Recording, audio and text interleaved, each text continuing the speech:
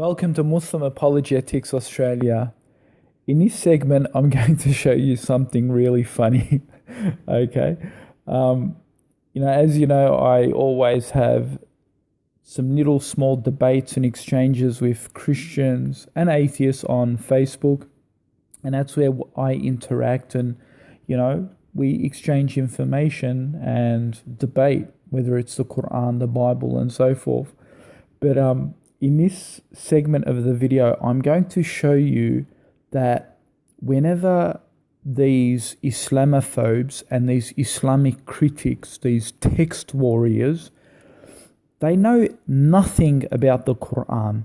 They just go to anti-Islamic websites, they chop, butcher verses, take them out of historical context, and present them on social media. So whenever there is a campaign against Muslims, you'll find that those Islamophobes, critics, text warriors, they come out of the jungle and they start quoting verses of the Quran. But I played a game on one of those critics, and that's why I'm doing this video to share. And maybe you could try it on one of those critics and see for yourself the outcome. It's absolutely hilarious. So let me give you an example. Here's a Christian critic of Islam named Siri Smith. As you can see, he's very loudmouth in the text. You can see him comment after comment after comment, making accusations against Muslims and Islam. He's pretty loud on social media, challenging me, calling out names in this and making insults against the Prophet ﷺ. As you can see in the text, he's absolutely loud. I'm just showing you exactly the text, right? And here is the same Christian even on another thread. He just goes on and on. Have a look. Have a look at this. So look at him, he goes on and on, quoting verses of the Quran, misquoting them. You should kill all the disbelievers and so forth. You should crucify them, beat women, slay the unbelievers, and he goes on and on, right? And have a look, he writes to me, Siri Smith, he says in the comment, as you can see, he says, "So Mustafa, will you defend the honor of your prophet?" In fact, he even contacted me in a private message. He says, "Islam's day of reckoning is coming. It's not too late to turn away from it. God bless. Why do you follow a false prophet when it's been proven time and time again?" So I actually refuted his arguments online. It hurt his ego so badly, he contacted me privately in the message, right? And he was going off. He even writes to me in grey, as you can see. He's the one typing in grey, I type in blue. He says that he actually annihilated me in a text debate. Okay? And he tells me that I need to redeem myself. And remember I said earlier in the beginning of this video, I said, you got to play a game with these types of Christians. So what the game is, challenge them to a public debate. Challenge them to a public debate, because we know that they're just text warriors. They go to anti-Islam websites, they copy and paste information, and they think they are knowledgeable about Islam. They think they know what they're talking about. They think they understand the Quranic verses in context, right? But look what happens when you actually challenge them. So I wrote to him, I said, I challenge you to a public debate, yes or no. Biblical morality versus Islamic morality. That's the subject of the debate. Time you don't hide like a warrior behind a keyboard, and if you are sincere about your claims, let's do it publicly at our center. We'll record the whole debate. I've been trying to look for a Christian debater anyway, but I can't find them in Australia. I invited Samuel Green once to a debate, but he refused on the topic of morality.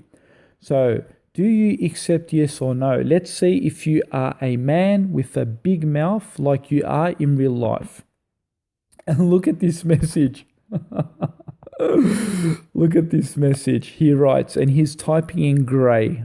Okay, he says, Mustafa, I'm a house builder. Well,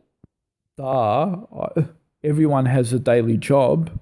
What's the point? He says, he's been a Christian for 30 years, but in no way am I, listen, but in no way am I qualified to debate on Islam. But I simply cannot back down from your challenge. So how long will you give me to study?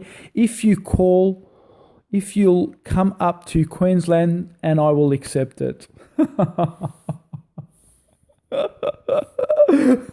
You see, this is the big mouth Christian debater, yeah? He goes on social media posting verse after verse of the Quran, running his mouth loud, posting from verse after verse, post after post from under every thread. He's vigorously trying to debate Muslim and Islam, but when you call him out to a public debate, he says, he needs 1 year, he's not ready yet.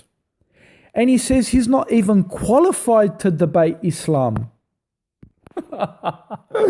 Oh, mate, this is how hilarious. And I said to him in text, I wrote back and I said, Mr. So active on social media debating Islam suddenly gets shy of a public debate. Quote, he's not ready nor qualified to debate Islam.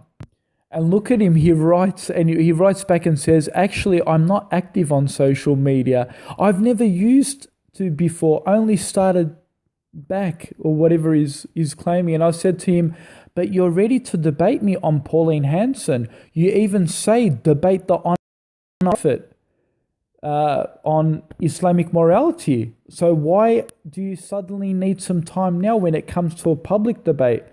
You know, it's clearly that the guy is completely full of himself. You know, he was in fact celebrating in front of his fans about me not being able to address his questions. And suddenly when I call him out to a real debate, he says he's not even qualified. Look what he says here. He says, and no, I am not qualified. I know this while I've been a Christian for a long time.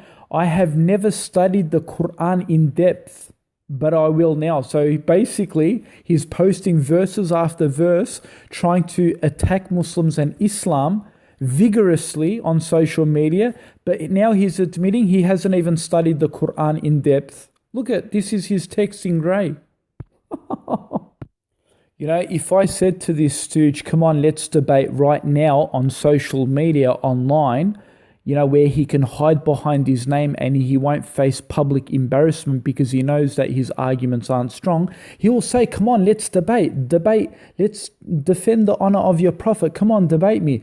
But when you call them out to a social public debate, they know that their arguments aren't strong, he hasn't really studied Islam, and he's going to be publicly embarrassed. He then gets shy to face the consequences. And this is what you call your modern day text warriors who don't know shit about Islam, but they want to become these Christian apologists online. Amazing. These are the Christian David Wood supporters, the warrior, the text warrior Christians chickening out when it comes to a stage public debate. So there you have it, folks.